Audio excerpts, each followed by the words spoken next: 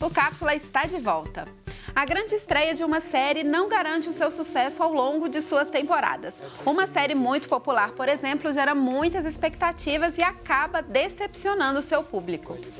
E foi esse sentimento que ficou entre os que acompanhavam o desfecho de Game of Thrones. A série, com características medievais e elementos mágicos, apresentava disputa entre várias famílias para ocupar o poder soberano e governar os 7 reinos. Após fazer sucesso por apresentar episódios trágicos e marcantes, a 8ª e conclusiva temporada da série foi considerada um fracasso por vários fãs, que alegaram diversos furos na história e com roteiros mal trabalhados até chegar a um final morno. E na nossa resenha de hoje nós vamos falar sobre esses finais decepcionantes e está aqui comigo o Luiz, né, produtor Pois é, Carol, do vamos Cápsula. tentar entender por que essas séries, né, tem um final que é decepcionante. Por que a gente fica tão triste, né? Eu acho que a gente pode começar dando alguns exemplos, porque eu acho que um dos clássicos desses finais, assim, tristes foi Lost. Eu não vi a série, mas você viu, né?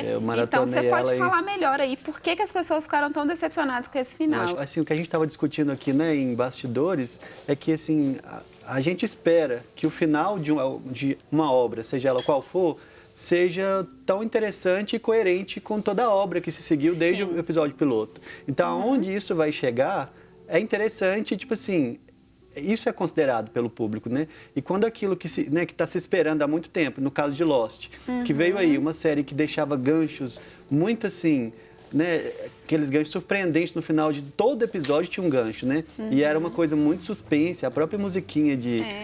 Eu não vi a série, mas aí que você falou, apareciam muitas coisas diferentes na trama, né? Era tipo uma ilha tropical fumaça. que tinha uma fumaça, né? A fumaça preta lá que fazia uns barulhos esquisitos, que era uma coisa bizarra. Tinha urso polar, tinha iniciativa Dharma, tinha os números da Mega Sena. E o final, a gente vai ter que contar o final aqui para ninguém ficar decepcionado, e, assim, né? Já ia assistir sabendo. O final de Lost, lendo algumas coisas, o que mais decepcionou é que não foi um final muito claro para o público. E isso, eu creio que é culpa dos criadores, porque se o público, né, não é julgar o público de burro, mas assim, se é um final que não é muito claro, e aí cada um pensa uma coisa, e é um final que não é tão esclarecedor de tudo que estava, né, sendo apresentado, e muitas coisas deixaram ali mistérios, né, que não foram resolvidos, é uma coisa que eu não gosto. Eu acho que sim, por mais que não tenha que ter uma explicação ali de várias laudas do que aconteceu, mas eu acho que tem que ter uma solução, né? Né? Mesmo que é uma fala só, resolva o mistério, mas tudo tem que ser resolvido, tudo tem que ser amarrado e tudo muito bem esclarecido, o roteiro tem que ser esclarecido. Então as pessoas falando, né, a Lost desde o início estava todo mundo morto. Não é a visão que eu entendi, né? Para mim é que assim, todo mundo morreu um dia. Né? E a ilha a ilha e tudo mais funcionava como uma espécie de... Eu acho que as realidades paralelas que eles viviam funcionavam como uma espécie de purgatório. Mas a ilha era como se fosse a tampa de uma garrafa que guardava um mal. Né? E lá tinha um protetor que ele guardava esse mal, que seria essa fumaça negra, que se espalhassem pelo mundo, né? Que queria levar esse mal no mundo. Então a ilha era esse local sagrado que protegia o mal. E as pessoas que caíam ali, elas estavam meio que, não vou dizer predestinada, mas alguns deles eram escolhidos para que assumissem essa proteção. E, ao mesmo tempo, eles foram lidando com esses caminhos, né? Eram pessoas que eram perdidas e elas iam encontrando seus caminhos ali e, em algum momento, elas iam morrendo. E aí, no final, né, quando tem... Né, é uma cena onde é tipo uma igreja, um templo católico, e as pessoas, os personagens, eles vão se reencontrando e vão se abraçando, né? Onde aí, tipo, meio que foi isso, né? Foi um final... Tem uma pegada de pós-vida, uma pegada de religião espiritual, mas eu acho que sim, Lost era uma ilha que apresentou muita coisa, muitos mistérios, várias subtramas, tinha outros ali, né, outras pessoas ali além daqueles sobreviventes do voo, então foi gerando uma expectativa muito grande, aí no final começou essa parada meio religiosa, meio espiritual, o negócio deu uma confusão danada, eu acho que ninguém entendeu, no final das contas, o que os roteiristas queriam, e ficou frustrante. Sim, tipo, falando em final frustrante, a gente pode citar Dexter. Dexter é uma série que a primeira temporada, a segunda, assim, eu digo que até a quarta, assim, foi uma série muito boa. E aí, também pretensiosa, né? Sim, super, porque você tá tratando ali de uma trama muito complexa, de um personagem muito marcante, né, que foi, assim, um serial killer. E aí, esse serial killer, ele resolvia, digamos assim, os conflitos dele matando, né, criminosos também, enfim. E aí sempre foi, acho que é um pouco aquilo que você falou, é uma trama muito complexa, com personagens complexos, para acabar um final tipo decepcionante, assim. O final, a irmã dele, que é uma personagem muito marcante, tipo, morreu. E ele foi viver na floresta como um lenhador. Chega a ser, tipo, absurdo, assim, a coisa. É um tipo de série que acaba... Se você pega o piloto com o episódio final, tipo, parece que... Parece que às vezes é mais difícil explicar como que as pessoas conseguiram chegar nesse ponto. Do que, tipo, dar continuação, assim, à história. E como o Dexter era um personagem muito forte, assim, né? Obviamente, é o protagonista da série. As pessoas esperavam, assim, muito mais mesmo. Tipo, pegando como exemplo por tudo que ele passou, pra ele, tipo, sei lá, resolver a história dele ali daquele jeito. As pessoas esperavam mais, assim. E aí tem outro personagem também de uma série, que eu acho que influenciou muito o final, um personagem específico, que foi o Michael Scofield de Prison Break. Que é uma série, assim, que eu acho que também foi muito aclamada, as primeiras temporadas. Nossa, a primeira temporada dessa série, ela é muito inteligente. O plano dele, né, do Michael Scofield, né, que ele tem que tentar tirar o irmão dele, né, da prisão. E aí todo o plano dele para sair daquilo ali, a cada episódio, você ia acompanhando as próprias tatuagens dele, né, ele traçou o plano no corpo dele e você ia vendo aquilo.